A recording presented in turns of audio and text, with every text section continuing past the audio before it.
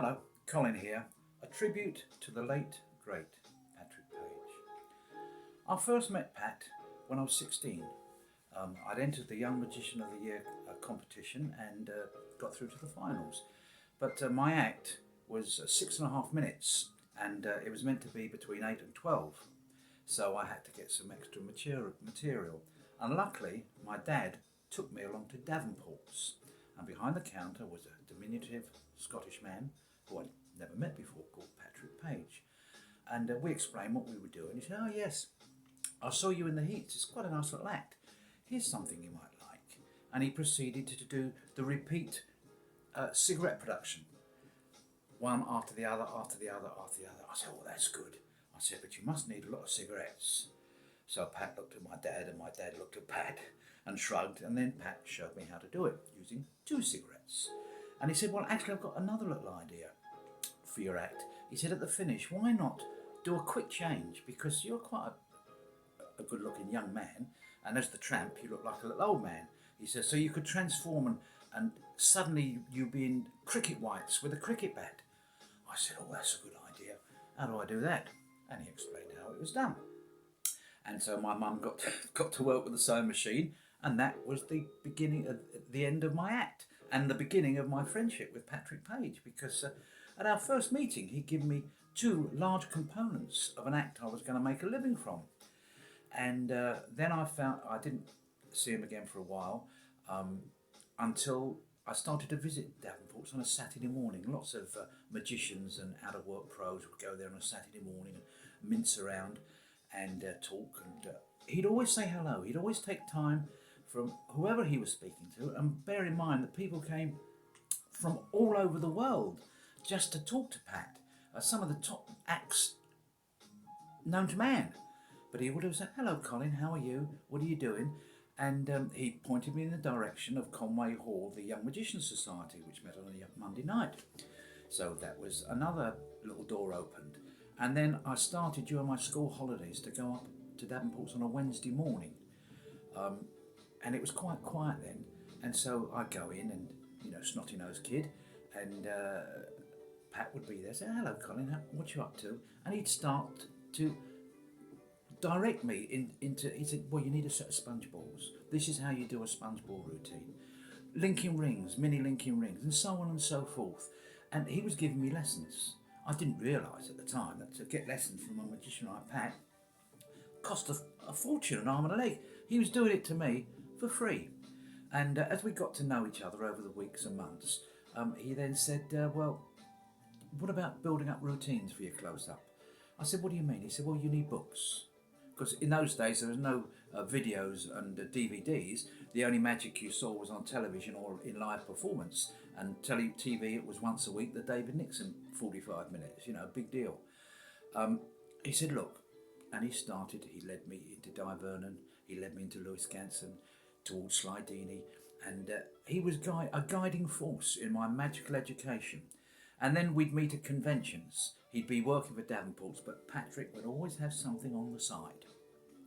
And again, great magicians, people like Albert Goshman, Mike Skinner, and I'd be walking by and he'd say, "Oh, hello, Colin, come over, meet Albert Goshman." I mean, I wasn't fit to to clean these people's shoes, but he'd introduce me as an equal, and I would sit down and have a cup of tea, and they'd talk, and I'd just be listening, earwigging, and taking in every nuance, every piece of information I could. And afterwards he said, "Did you enjoy that?" I said, "Oh, Pat, thanks very much." He said, "Oh, that's all right, it's my pleasure." How many people he must have done that for? How many artists he inspired and created? Unbelievable. But as I say, he always had something on the side. There'd be a room, somebody's room, and for a fiver you could go and watch Albert Goshman do his act, strictly against the rules. But Pat was used to bending rules, as he did when he wrote a book. I think it was the big book, Patrick Page's Big Book of Magic. Fabulous book, published by Penguin, of all people. So it wasn't a magical publisher, and that's what got him into trouble, because he revealed lots and lots of secrets. And if you get a copy of the book, do. It's got line drawings by a man called Eric Mason, the great Masoni, and he captures Pat perfectly in ink sketches, doing the bouquet production, one of his favourites. And He revealed loads and loads of, and he got banned from the Magic Circle for a while for doing it. I don't know why, because he was advancing the art at every step, at every stage. And then he left Davenport's, and Davenport's was never really the same, and set up on his own, or with Vic Pinto. And then video was coming in, and he developed Trickotapes, which were videotapes. It was a monthly magazine for a tenner. The subs were a tenner. You get an hour-long magazine type tape with Pat showing you some tricks. And they also released other things like sponge balls, thumb tips, all very successful, all very professionally made. And if you see Pat in any of these videos, and you can still find him around, he's always professional, he's always sophisticated, but you don't quite get the charisma. You had to be there because he had a way with himself of making everybody, every member of the audience, feel important and part of the show, part of the joke. And then when I saw him in Cabaret for the first time, oh, what a revelation that was. This was not for magicians, this was for paying customers in a nightclub. And he came on in full Scottish regalia, kilt, all the gear, and a bucket, and he said, we'll do something Scottish, we'll take a collection. And he proceeded to do The Miser's Dream. Great opener. Then he'd do his one of his landmark tricks, the sucker silks, colour changing handkerchief, and beautifully timed, beautifully presented. And then he'd do some card tricks, not the manipulation back palming, card tricks. And he'd hold the audience spellbound. The bar would almost close.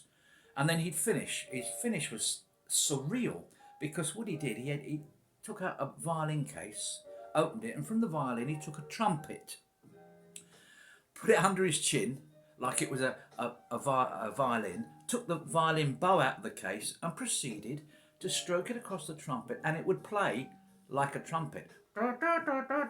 How he made the noise, I just don't know, but it resonated right the way around the nightclub. And he'd finished on this. It was surreal, but it was fantastic. And he'd take his bow and he'd storm the place.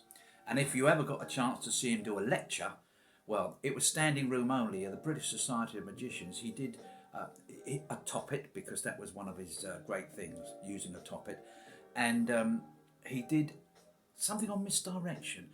With a piece of ribbon, he rolled up a bit of ribbon and he put a champagne bucket in full view on the table.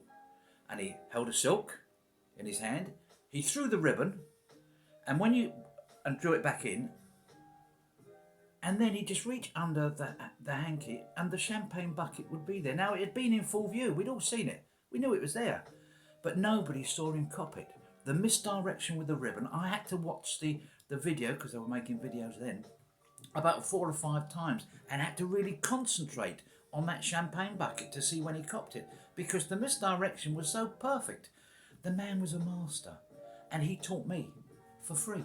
He took time. That was the most important thing he ever gave me. Apart from knowledge and respect for my art, he gave me time. A great man, and I salute the late, great, legendary Pat Page.